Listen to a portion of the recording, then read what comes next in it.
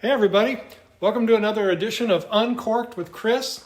And today we're going to step in the old wine cellar here and we are going to grab one of my all-time favorite bottles, the 2019 George de la Tour Cabernet Sauvignon from BV up in Napa. So I've got that bottle sitting right here and we're going to go for a walk out here and open this up and let's talk about it. So here it is, the 2019 George de la Tour. And we're just going to pour a quick glass of this and then we're going to step outside and take a look at it in the sun. Look at that color coming into that glass. My goodness. What a beautiful wine. So here we are in the backyard of my Southern California home and we're getting ready to take our first taste of this 2019 George de la Tour. We're going to do a little trick here that I learned from them called robing. So you don't just start swirling right away. You kind of take the glass and rotate it like this. What that does is kind of coat the inside of the glass and begin introducing some oxygen into it. Oh, got an amazing smell.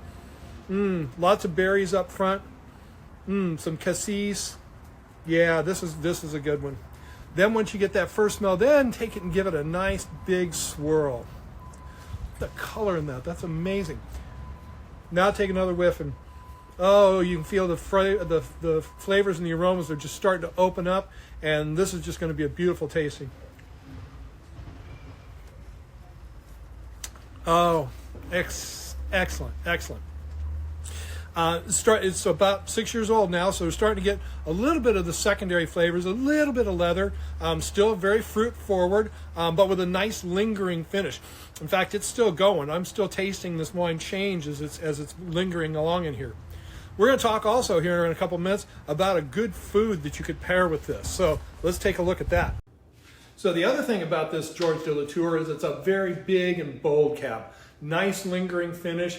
The boldness, as we've learned before, comes from the tannins in the wine. And that's that part of the wine that makes your mouth pucker up a little bit. Now, some people say the bigger and the bolder, the better. Other people are like, well, I want it to be a little more silky, a little more smooth. One of the reasons that this George de la Tour got that 100-point rating is it has some of both. It does feel very big up front, but then those tannins smooth right out, and it just turns into this very silky red wine. So I promised we talk about some food pairings. So one of the things about pairing food with wine is you don't want one to overpower the other.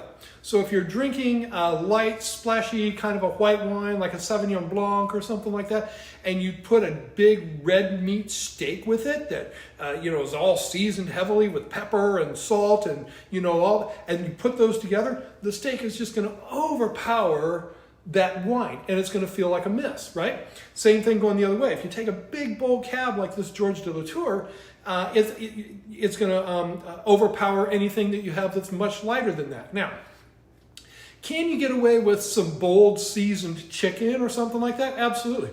Barbecue would help offset that too. But if you were to have this with, say, a sole fish or even salmon would be a little bit tough to stand up to this because this is a big, bold wine. So you want to kind of match those two together so that they complement each other. You don't want one to run over top of the other, but you want them to work together to give you that really great taste experience. So that's our wrap for today. And if you're looking to get a bottle of this wine, follow the link below and it'll take you right to the vineyard where you can order a bottle up for yourself. Cheers, everybody.